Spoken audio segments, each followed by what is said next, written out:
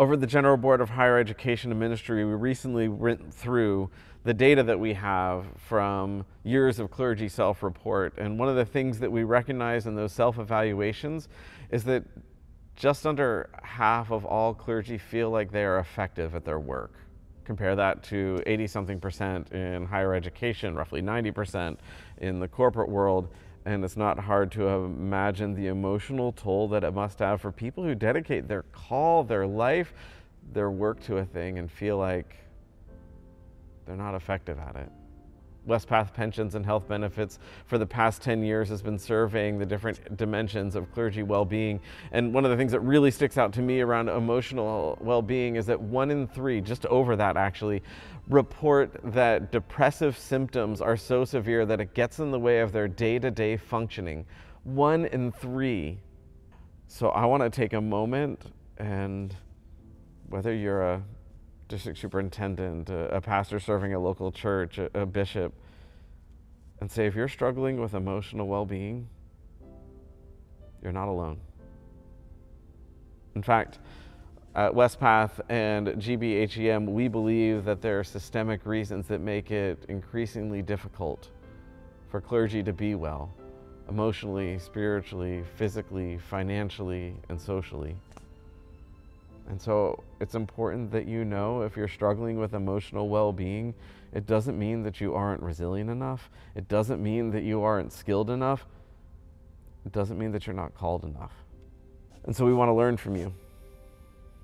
At GBHEM and Wespath, we've created an input form for you to share with us your experiences, your perspective on what are the elements of our system that challenge emotional well-being for pastors.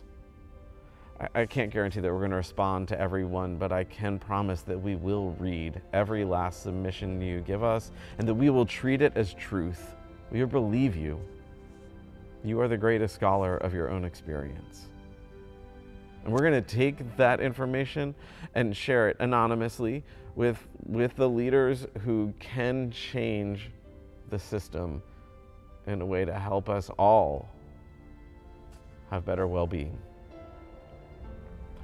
On a personal note, I feel like I should say that I used to be the pastor that encouraged other people to go to therapy, but didn't go when I needed it.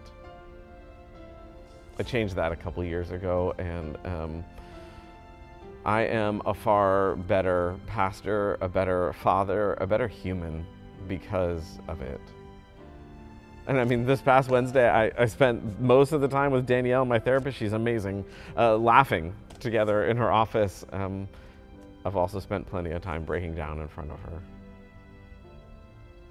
her. If therapy isn't your thing, there are other ways to covenant groups, family, Sabbath. There are a lot of ways to tend to our emotional well-being. Asking for help is good.